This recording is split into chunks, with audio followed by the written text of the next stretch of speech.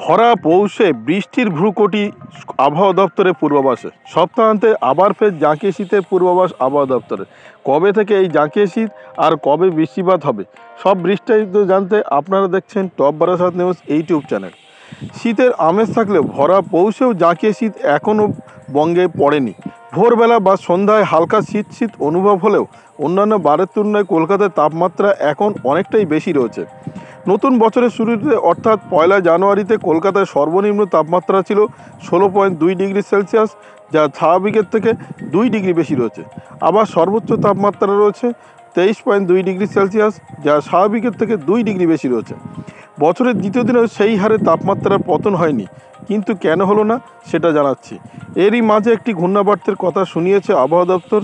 বাংলাদেশ এবং বাংলাদেশ সংলগ্ন বঙ্গোপসাগরে বায়ুমণ্ডলের উপরিভাগে একটি ঘূর্ণাবর্ত অবস্থান করছে, আর এই ঘূর্ণাবর্তের প্রভাবেই দক্ষিণবঙ্গে বাতাসে প্রচুর পরিমাণে জলীয় বাষ্প প্রবেশ করছে এবং বৃষ্টির অনুকূল পরিবেশ তৈরি হয়েছে।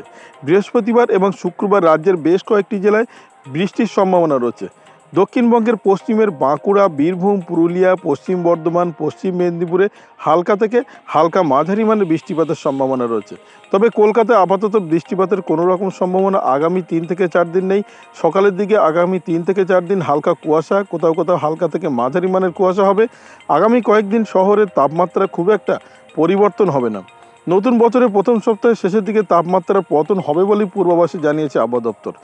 জানুয়ারির প্রথম সপ্তাহের শেষে 15 ডিগ্রি নিচে তাপমাত্রা নেমে যেতে পারে।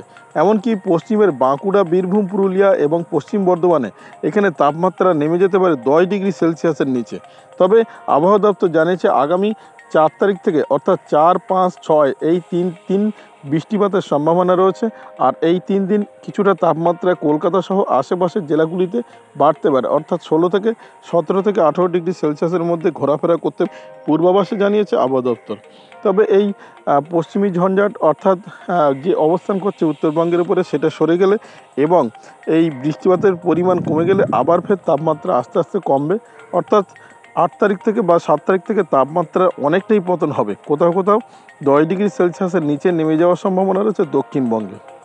এবার আসি উত্তরবঙ্গের আবহাওয়ার খবরে। উত্তরবঙ্গে পশ্চিমী ঝঞ্ঝাটের প্রভাবে আগামীকাল থেকে স্নোফলের পূর্বাভাস অর্থাৎ তুষারপাতের পূর্বাভাস দিয়েছে আবহাওয়া দপ্তর। আবহাওয়া দপ্তর জানিয়েছে দার্জিলিংয়ের পার্বত্য অঞ্চলের উপরিভাগের দিকে এই তুষারপাতের সম্ভাবনা রয়েছে। অন্যদিকে কোচবিহার, আলিপুরদুয়ার এবং শিলিগুড়িতে শুষ্ক আবহাওয়া থাকবে আগামী 3 থেকে 4 দিন। বৃষ্টিপাতের কোনো রকম সম্ভাবনা নেই।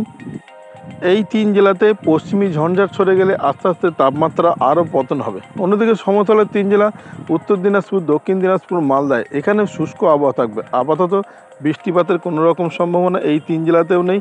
তবে ভোরের দিকে ভালো রকম কুয়াশা হবে, অর্থাৎ মাঝারি মানের কুয়াশা হবে বলেই পূর্বাভাসে জানিয়েছে। আলিপুরদুয়ার, কোচবিহার, শিলিগুড়ি এখানে কুয়াশার পূর্বাভাস রয়েছে। আজকে দার্জিলিং, কালিম্পংয়ে হালকা বৃষ্টিপাতের পূর্বাভাস রয়েছে। তবে আগামীকাল থেকে বৃষ্টিপাতের তেমন কোনো পূর্বাভাস আবহাওয়া দপ্তর দেয়নি। শুধুমাত্র জানিয়েছে দার্জিলিংয়ের পার্বত্য অঞ্চলের উপরিভাগের দিকে তুষারপাতের সম্ভাবনা রয়েছে। এবার আসি ভারতের অন্যান্য রাজ্যগুলির আবহাওয়ার খবরে। ভারতের অন্যান্য রাজ্যগুলির মধ্যে দিল্লি সহ উত্তর ভারতের প্রায় সব রাজ্যতেই রেড অ্যালার্ট জারি রয়েছে ঘন কুয়াশা পড়বে দিল্লি সহ হরিয়ানা, হিমাচল প্রদেশ, সেই সঙ্গে পাঞ্জাব, উত্তরপ্রদেশের কিছুটা অংশ, রাজস্থান, এখানে ভারী মানের অতিরিক্ত কুয়াশা পড়বে বলেই পূর্বাভাসে জানানো হয়েছে।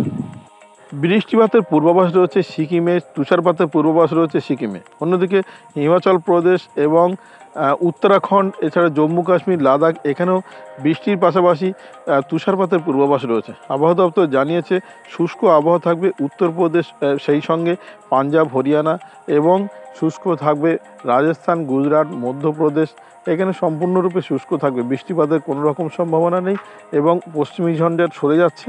আস্তে আস্তে জাঁকিয়ে শীত আরও অনুভূত হবে। ইতিমধ্যে দিল্লি সহ পাঞ্জাব, হরিয়ানা, হিমাচল প্রদেশ এখানে সর্বনিম্ন তাপমাত্রা কোথাও কোথাও নেমে গিয়েছে 9 ডিগ্রি 8 ডিগ্রি সেলসিয়াসের আশেপাশে। দিল্লিতে আজকে সর্বনিম্ন তাপমাত্রা পরিলক্ষিত হয়েছে 9.1 ডিগ্রি সেলসিয়াস। আবহাওয়া দপ্তরের পূর্বাভাস অনুযায়ী মধ্য ভারতের প্রায় সব রাজ্যতেই আগামী 4 থেকে 5 দিন সম্পূর্ণরূপে শুষ্ক আবহাওয়া থাকবে। বৃষ্টিপাতের কোনো রকম সম্ভাবনা নেই, বরঞ্চ পশ্চিমী ঝঞ্ঝাট সরে গেলে আরও আস্তে আস্তে তাপমাত্রার পতন হবে বলেই জানানো হয়েছে। তবে হালকা মেঘলা আকাশ থাকবে দক্ষিণ ভারতের তামিলনাড়ু, কর্ণাটক, কেরালায়। এখানে বৃষ্টিপাত তেমন কোনো সম্ভাবনা না থাকলেও আংশিক মেঘলা আকাশ থাকবে। এবার আসি বাংলাদেশের আবহাওয়ার খবরে। বাংলাদেশ আবহাওয়া অধিদপ্তর জানিয়েছে বাংলাদেশ এবং বাংলাদেশ সংলগ্ন বঙ্গোপসাগরে একটি উপরিভাগে ঘূর্ণাবর্ত অবস্থান করছে। তারই ফলে প্রচুর পরিমাণে জলীয় বাষ্প প্রবেশ করছে বাংলাদেশে, যার ফলে বাংলাদেশের দক্ষিণ অঞ্চলের বিভাগগুলিতে বিশেষ করে ঢাকা বিভাগ, খুলনা বিভাগ, বরিশাল বিভাগ, চট্টগ্রাম বিভাগ এবং কুমিল্লা বিভাগ এখানে বৃষ্টিপাতের কোনো রকম সম্ভাবনা না থাকলেও তাপমাত্রা কিছুটা ঊর্ধ্বমুখী রয়েছে, নামছে না। তবে গতকাল কিছুটা তাপমাত্রার পতন হয়েছে। গতকাল তাপমাত্রা নেমেছে 16 ডিগ্রি সেলসিয়াসের আশেপাশে। তবে তুলনামূলক তাপমাত্রা কিছুটা কম রয়েছে উত্তর অঞ্চলের বিভাগগুলিতে।